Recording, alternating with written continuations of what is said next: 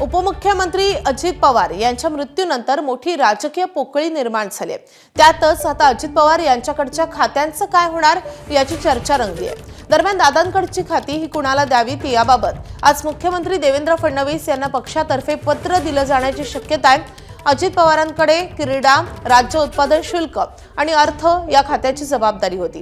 ही खाती राष्ट्रवादीच्या वाट्याची असल्यानं ती राष्ट्रवादी काँग्रेस पक्षाला मिळावीत यासाठी आज पक्षाच्या वतीनं पत्र देण्यात येणार असल्याची माहिती एबीपी माझाला विश्वसनीय सूत्रांनी दिली आहे।